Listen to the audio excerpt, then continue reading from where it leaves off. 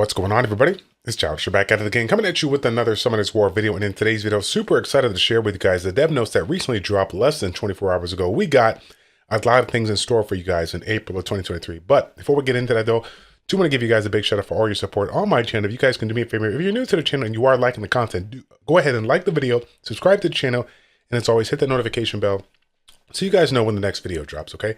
Without further ado, let's go ahead and get into it. As you guys know, every single month, at the beginning of the month here, they drop all the information that's going to be coming for us in the upcoming 4 weeks here. What we're going to be focusing on today is going to be the first week here, as we have the big update coming here in April 5th. So it's going to be a Wednesday. So as you guys may or may not know already, Katana, new continent. So we're going to be having a lot of more quests to do, a lot of more exploration quests, a lot of more repeat quests. So we got a lot of fun things in store. Now, it looks like they're dropping as well a little bit of a transmogrification that we can get for free. At the end of the day, it is cool. It is a free transmogrification, but unfortunately, it's not something that I currently use outside of like the Fire Fairy, so to speak here. But either way, it is free, so we can't really get mad about that. But what we can get pretty excited about here is going to be the Summoner skill expansion. So the cool thing about this update is that they're going to be updating the skills of the respective summoners for Orbia, Kina, and so it's almost like a balance patch or like summoner balance here, but we're going to have a little bit of adjustment on the skill. So the first one here, Fire Meteor Strike, going to be an AoE ability here that has the continuous burn damage, which it used to have in the past, or should be that first skill. But now the time around, it's going to have a stunning effect on the burn target. So obviously this is going to be really, really good, regardless if we're talking about PvE or PvP. Definitely going to play a nice little role in PvP if you have the right skills in play, if you have the right skill cycling, or if you're bringing in another unit here that's going to provide you that burning effect here. Any opportunity to get yourself some additional stun is going to be really, really good. Curious to see what the activation rate is on it, but overall, a little bit more CC mechanic here is going to be good. Now, mind you, considering that they incorporated CC on this one, it looks like they took it away from the first skill on the water unit as well here. Frozen Ground does not freeze anymore, but now it has movement reduction and knockback on the first hit, and also roots the enemy. So this is kind of cool. Like, I go back and forth about this because obviously we love any time opportunity for us to control and do some CC here. But you know, I don't think there was any really movement reduction in any of the units summoner skills. I might be wrong on that. Correct me if I'm wrong, but the movement reduction, knockback hit ability, and even more so rooting ability, something that could be utilized really, really good in PvP, battlefield, arena, RTA. I'll be curious about that, see how strong that is. But I think I think it is definitely a nice little added bonus here that we're going to be able to take advantage of. And whether you're, like I said, being the aggressor or running away, this could essentially prevent you from getting controlled from somebody that might be chasing you, like I said, in like you know, regular like battlefield or something like that here. Third skill, Wind Tornado. The first skill is going to be coming here. This one here is going to be attacking the enemy target 3 times and provides a tornado. So this tornado looks like it can kind of roam around, doing some nearby enemy damage as well, and it provides additional shock damage, which of course the shock damage is really, really good, really, really strong. One of the better dot-based damages, if I say so already, if I may say so already. In addition to that, it's going to be having more additional damage depending on how much of the debuffs are in. So this is definitely going to make this one a really, really strong candidate for, you know, some of those bosses we're going to be doing, because of course there's going to be a lot of, you know, all the bosses that we're going to be going up against. We're going to have a lot of different units going up against it, and we're going to have a lot of debuffs that we're going to be able to take advantage of this defense penetration here. So really, really strong ability here. Orbia is looking really, really good. So moving on here, Kina, Fire's Blessing. Looks like this is a second skill ability. Take a look at the animation here. Now applies continuous healing while stacking the fire energy on yourself 3 times. You're going to have recovery and acceleration cooldown to summon monsters, which I think those were already in there, but now I think they have the healing ability on that one as well. The water version, Snow Day on the second skill as well, has the inflict moving speed and attack speed reduction on the enemy target, as well as heals the eyes and greatly increases the attack speed with a hit chance and teammates of high attack speed here. So that's kind of, guys, because I think that is a added bonus there for the buffs. I believe the attack speed was written down, but the hit chance, I'll have to double check on that as well.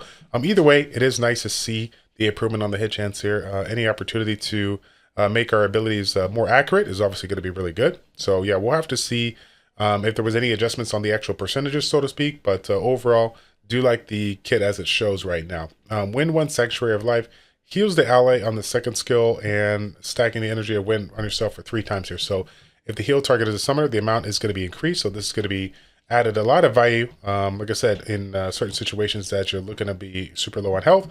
Does have the accuracy rate bonus, which I don't think it already had on there, but the immunity if I recall correctly, with teammates with the HP above certain percentage, that is a new added bonus here. If I recall correctly, there was no skill on the Kina side that had the immunity with her main skills. So this is actually really, really strong, given the fact that we generally put somebody in our lineup to provide some kind of immunity here. Mind you, again, it is going to be limited to this specific element here, utilizing this one over the others, but that's still really strong. I mean, the Kina is looking really, really good right now.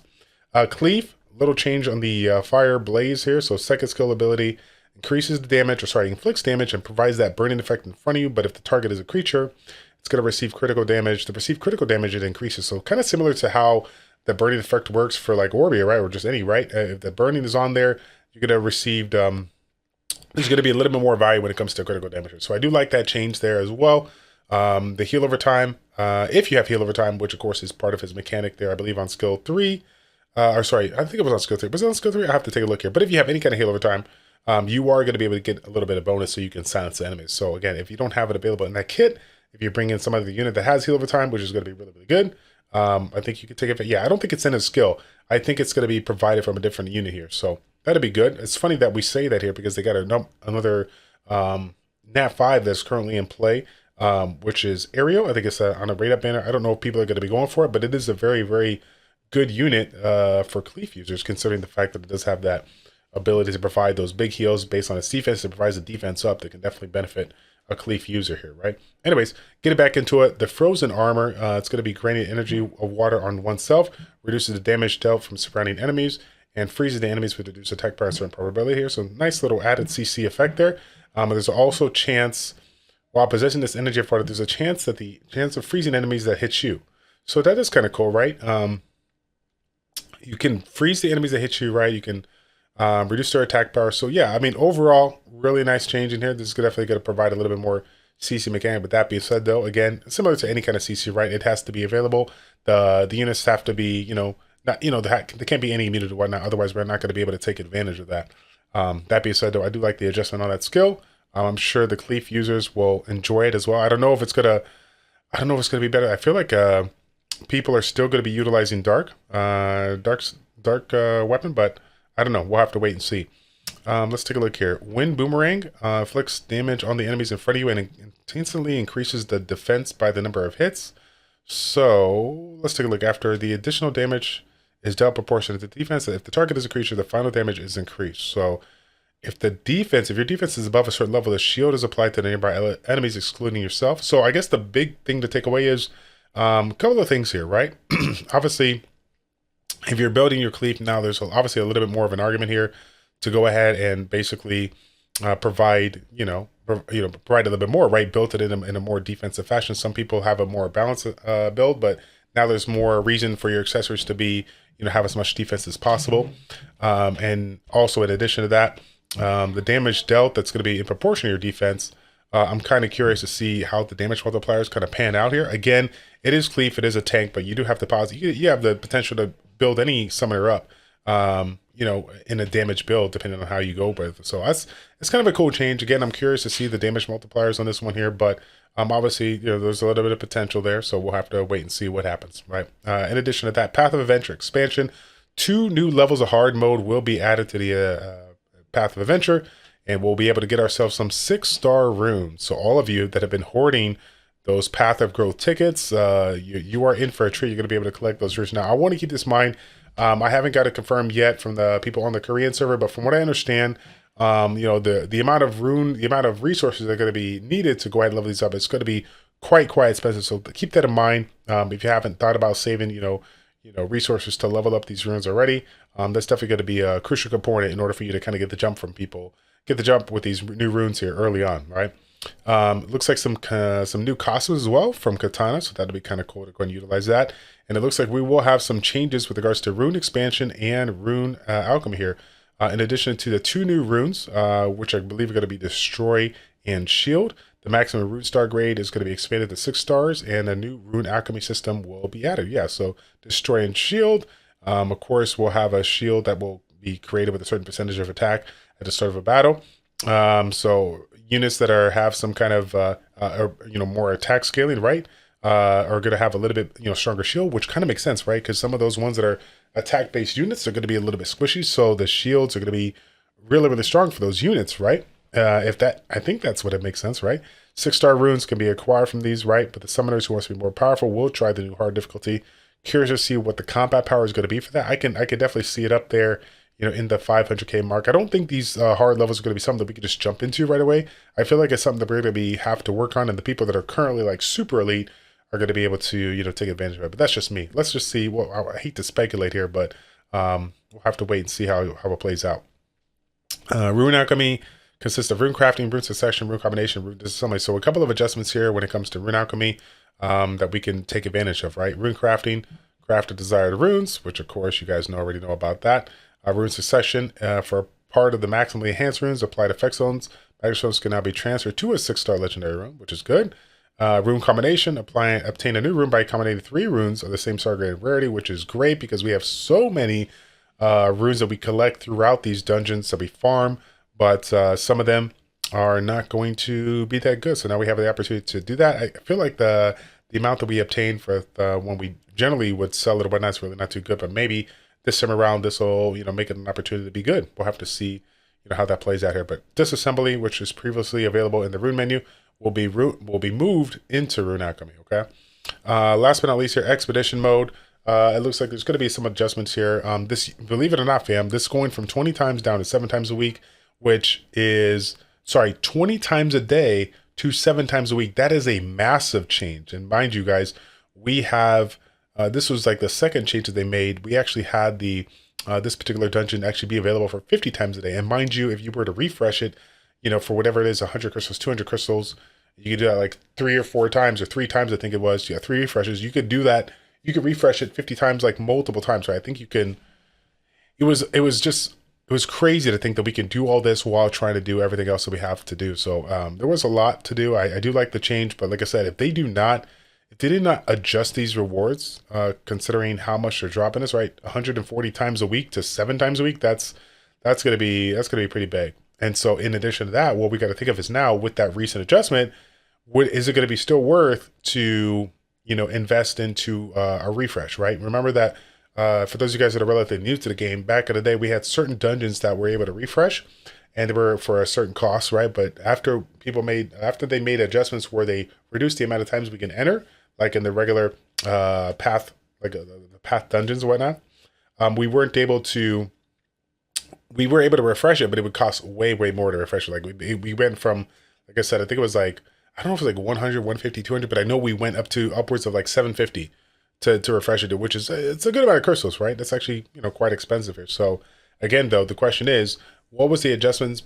How is the adjustment being made? Is it actually worth that they calculate it correctly, considering how many opportunities we got before versus how many we're going to have now? So the cool thing about it is, though, we will be able to get ourselves 6-star runes and flame power. So again, if you guys are one of those people out there that haven't taken advantage of this expedition or not utilizing it to your fullest, you better make sure you get on that and do a little AFK, whatever, on the side as you're getting ready for work or school or whatnot here, get that done.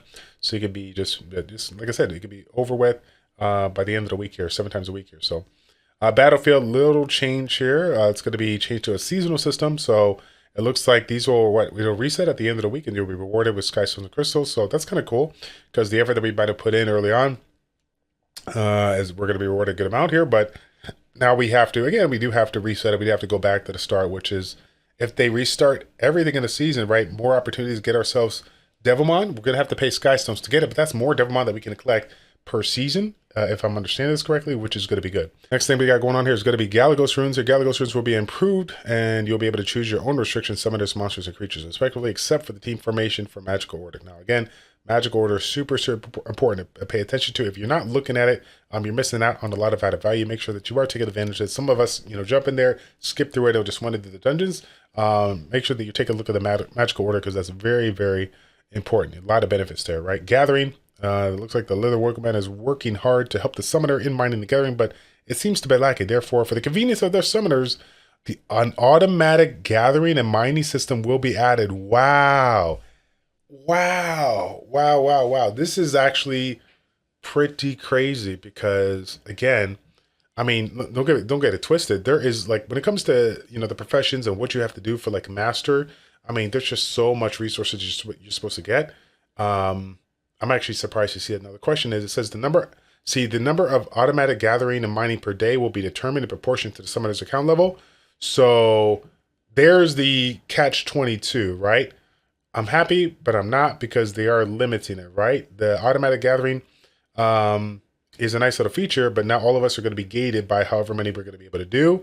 For the people out there that have been grinding this day in and out, especially for the free-to-play players, the people that have been working their butt off to get everything they need and, get the benefit of utilizing it for the exchange center. Wow, I don't know if that's a good change. That we might get a little lashback from the community here. So I'll have to check in with some of the top end players, see what they think, so we can maybe get their opinion on it and figure out what they really think about it. Yeah. So, anyways, a couple of adjustments here as well. Skystones will be added in support of the elite raids. Some improvements will be made so that some of their weapon trimming can be changed on the monster team formation, which is good. And then after doing your challenge arena, you'll be able to select your opponent immediately.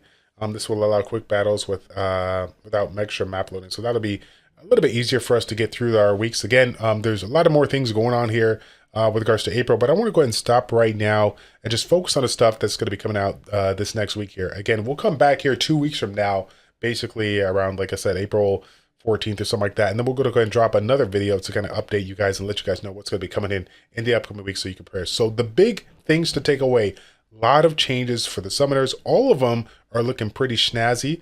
In addition to that, definitely prepare yourselves for the crazy amount of rune farming you're going to be doing here over the next week or so, excuse me, in this upcoming week here.